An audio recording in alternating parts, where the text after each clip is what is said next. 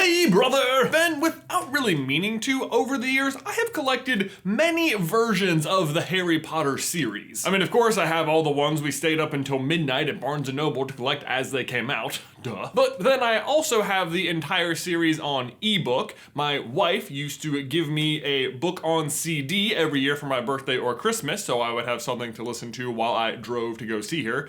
We did long distance for like 5 years. It was awful. But not as bad as it would have been if I didn't have Harry Potter CDs. I mean, we got married, so obviously it works consistently in all cases without fail. Would recommend. And in addition to the CDs, I also have the entire audiobook series available digitally on Audible, the Jim Dale version if you're wondering, but I also want the Stephen Fry version. And now Beth's mom has taken up the tradition of getting me the new illustrated versions of the book that are coming out each year for Christmas. And of course, I'll have to get my son Luke his own version of the series. They're going to be Gryffindor themed. You can actually watch my very emotional purchase of the Philosopher's Stone for him in my vlog by clicking the card. You really should too. I actually cry on camera. But with so many versions of the books available, I started to wonder, what are the actual rarest copies of Harry Potter? Well, today we find out.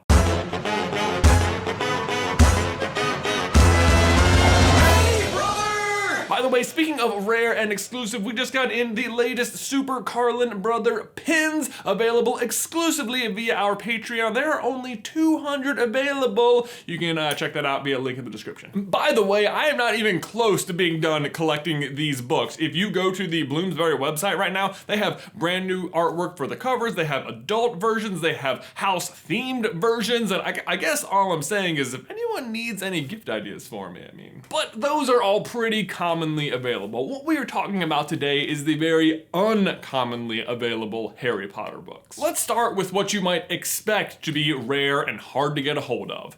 First editions. Specifically, first editions of the first book, Harry Potter and the Philosopher's Stone. In today's world, it's hard to imagine a time when Harry Potter wasn't the best-selling book series ever. And if you've ever read one of the books, it's hard to imagine there was a time after they were written when they weren't an instant success. Although, to be fair, it wasn't wholly beloved right when it came out. Just listen to this review by Harold Bloom, Yale professor, the guy who literally wrote the book on how to be a book critic. I loathe Harry Potter. Those books are hopeless and massively cliched, bad thinking and bad writing, and they will vanish in spite of all the hype and the 120 million copies sold. They're bound for the rubbish heap in 5-6 years. And if you want to get really mad, you should watch the interview where he continues on that thought. Link in the description. That was in 2002, by the way, Harold Bloom. So hold on, let me... Yep, gonna order my 20th anniversary copy of Chamber of Secrets. It's hard to believe that anyone might not have considered Harry's success inevitable, but listen to this. J.K. Rowling literally got turned away from, wait for it, 8 publishing houses before finally getting approved by Bloomsbury. That is where she was finally given a shot by one Nigel Newton's 8-year-old daughter, Alice. Nigel had founded Bloomsbury just 10 years earlier in 1986 and was given a sample copy of The Philosopher's Stone to read. But instead of reading it himself, he gave it to his daughter who, quote, came down from her room an hour later glowing. She said, "Dad, this is so much better than anything else." Nigel would then write Joanne Kathleen Rowling a check for £2,500 and become one of the best investors in history. But again, nobody could have known the eventual success of the books at the time. Well, except for maybe little Alice. So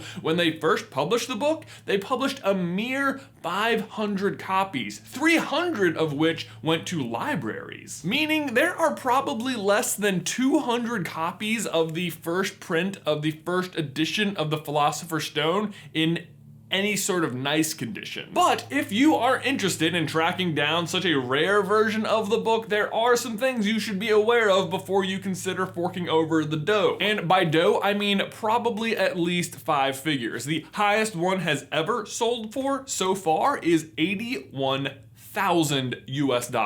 So, what should you be aware of? Well, the dead giveaway will be the author's name. Nearly every Harry Potter book ever has the author printed as we know her today, J.K. Rowling. But those first 500 copies will instead list the author as Joanne Rowling. Interestingly, they suggested to her the use of her first two initials because the target market was young boys, and they didn't think the use of her full name would be as appealing, because boys don't like books written by women.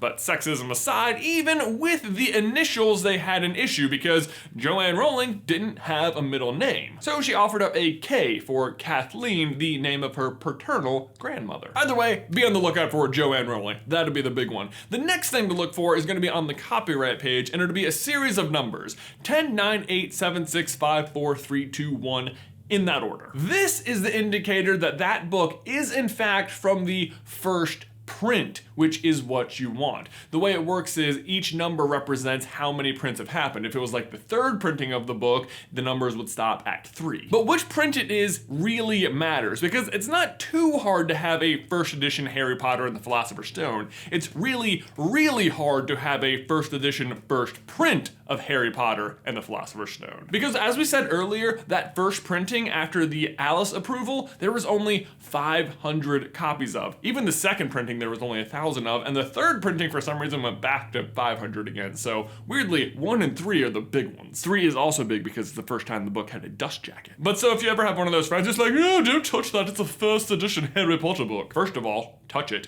and then check to see which printing it's from. If it's from 1, 2, or 3, stop touching it. But otherwise, it basically just means it has this cover on it. And edition of the book, according to Bloomsbury, doesn't just mean they made some grammatical fixes or changed some typos here and there. It means the book will literally visually look different. You should be able to tell just by picking them up. But who is to say that some smart and crafty book swindler, because let's face it, if they're a book swindler, you know they're crafty as heck, knows about the numbers and then replaces that page? Then what? Then what are you going to do? Well, fret not. There are other things to look for in your first edition, first print copy of the Philosopher's Stone. For example, you're definitely going to want to check page 53, where on the list of items Harry will need for Hogwarts, a wand is listed twice. This is later corrected, although personally, I would be excited to be like, oh, 2 wands, awesome. Stupefy! Who are we kidding? I've got way more than 2 wands. You'll also want to make sure that your copy of the book was printed in London and not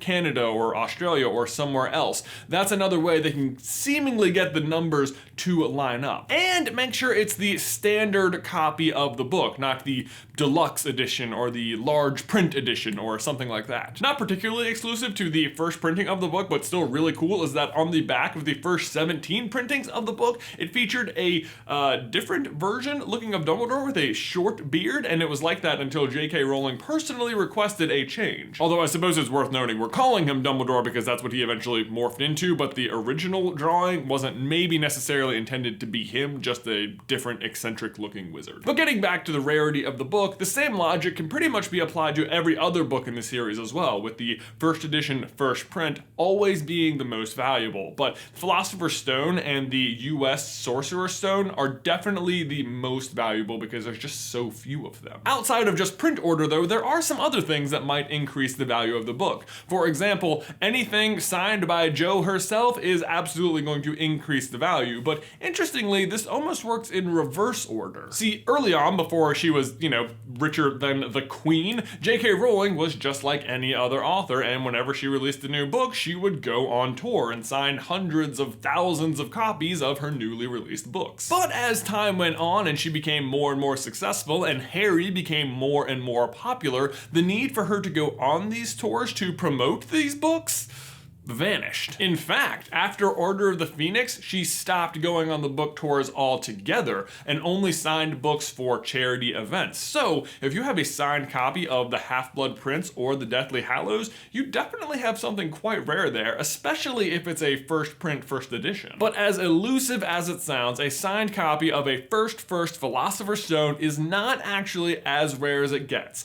Buckle up, because here are the big hitters. Feast your eyes on this. This is a handwritten copy of the Tales of Beetle the Bard by J.K. Rowling herself. Even the rhinestones on the cover were carefully selected by her. They are rhodochrosite stones, which are associated with love. There exist a mere 7 copies of this in the world. This one in particular was given to Barry Cunningham, who also received the first printed copy of The Philosopher's Stone by Bloomsbury. These books also include custom illustrations by J.K. Rowling herself, and it is my life's ambition to own one. So if you have access to one, hit me up. And you'd think with just 7 existing, these would be the rarest, but indeed they are not. There is a single other book that holds the title of rarest Harry Potter book on Earth. Yes, it is indeed a copy of The Philosopher's Stone.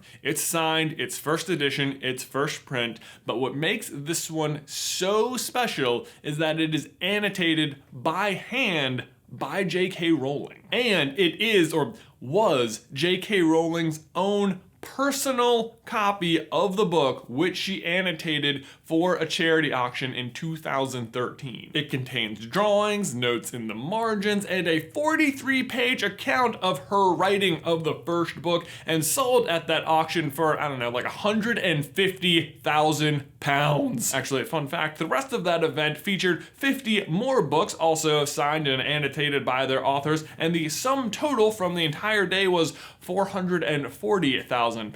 Meaning, if I'm doing my math right, the other 50 combined only reached £290,000. Personally, I think I would be happy just existing in the same room as this book. They could even just give me like a telescope so I could look at it from afar and be like, oh, what do you know? That's cool. But Ben, there you go. Those are the rarest Harry Potter books in the world. So far, the best I am currently doing is owning this copy of Harry Potter: A History of Magic, signed by 2 of the curators of the museum exhibit, which I still think is pretty cool. But Ben, my question for you and everybody else is, do you own any particularly rare books? And would you ever even consider paying some amount of money to own one of these rare Harry Potter books? I think I personally would. Let me know your thoughts in the towel section down below. These socks are amazing! Guys, thanks for watching. As always, please remember to leave a like on the video if you haven't already, and subscribe so you don't miss any future Harry Potter action from us. If you want to see Ben and I's crazy Harry Potter London adventure, you can check out this video right here. Or if you want to see how Harry is the Philosopher's Stone, you can check out this video right here. But Ben, that's all I've got for you today, man. I will see you